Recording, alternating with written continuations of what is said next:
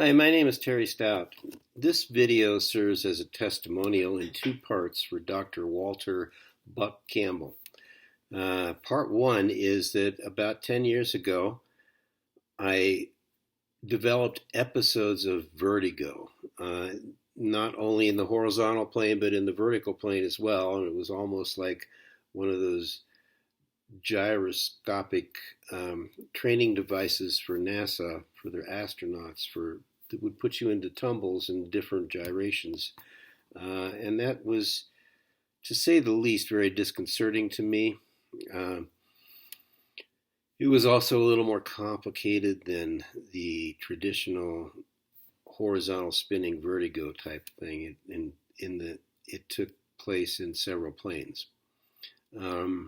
I was a pilot in the time. I was in training for the 777, and needless to say, my FAA physician grounded me.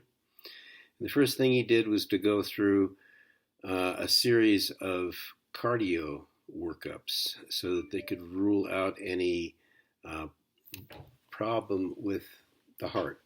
And the end result of that was that I got a clean bill of health. There was nothing wrong with my heart, so it wasn't cardio-based. So once that was determined, the next step was to send me to an ear, nose, and throat specialist who ran me through another series of tests. And according to Western medicine, there's only one of two causes for vertigo. Both of them have to do with the inner ear, the eustachian tubes. One is having too much fluid in it, which is called Meniere's. And the other is called benign paroxysmal positional vertigo, which is caused by little crystals that form in the eustachian tubes, and when you move your head, they get moved around and cause you to be off balance.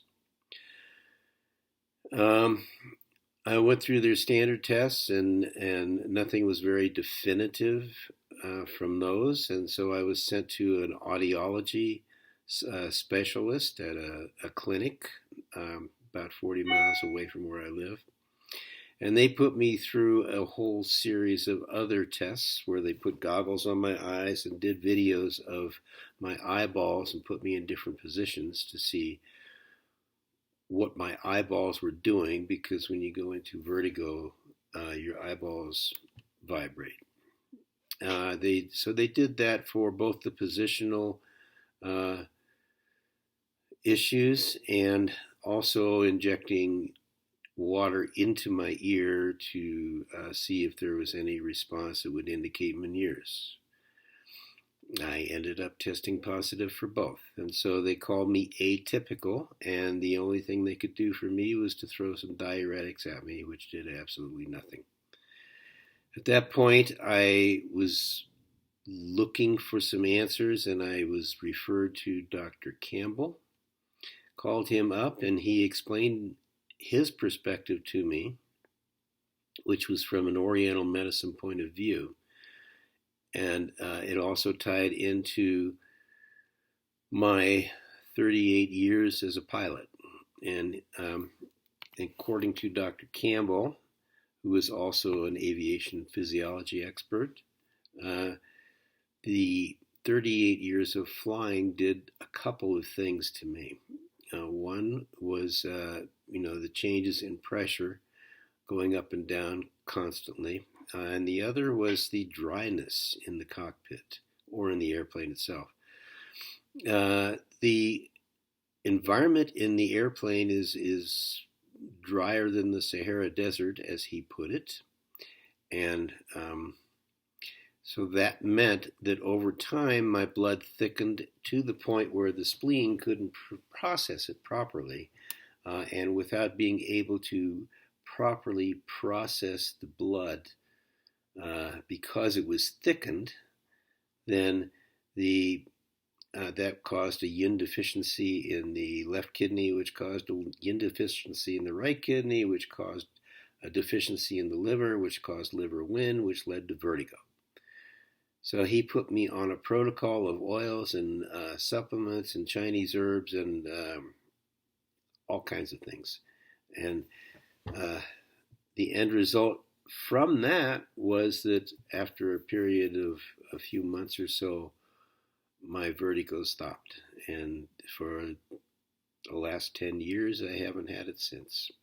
So I owe my stability, quote unquote, to Dr. Campbell.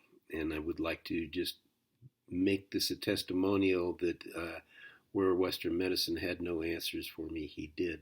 And he cured me of something that is actually quite common among pilots. Fast forward 10 years, my other issue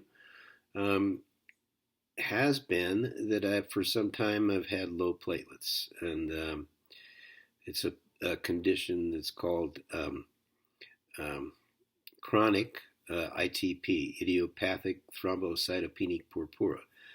That means the idiopathic means that they don't have a clue. They know no reason at all why I should have that. Thrombocytopenic means that my platelets are low, and purpura means that my platelets are large, the ones that I do have.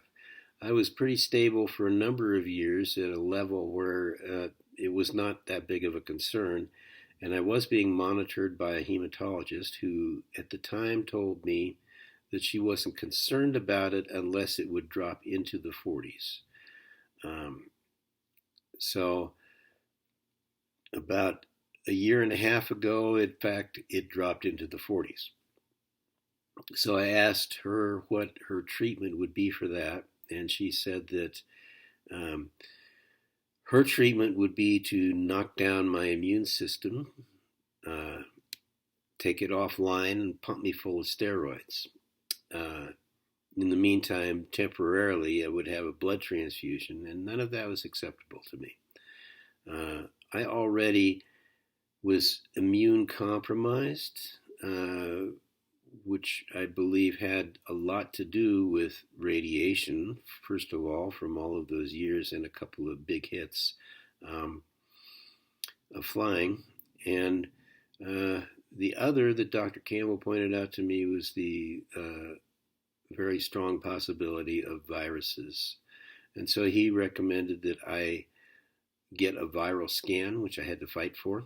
Took me some doing, but I did get a viral scan that brought up 3 viruses that I didn't realize I had ever been exposed to or had. Now, of course, they only found the antibodies for it, and we don't know if the antibodies were for the shell or the core. So that could be the cause of a compromised immune system. It could also be from the viruses that were dormant from vaccinations and inoculations and all of those things throughout my lifetime. So rather than shut down my immune system, which would open up the floodgates to any of these things to take over, which was not acceptable to me, Dr. Campbell put me on a protocol of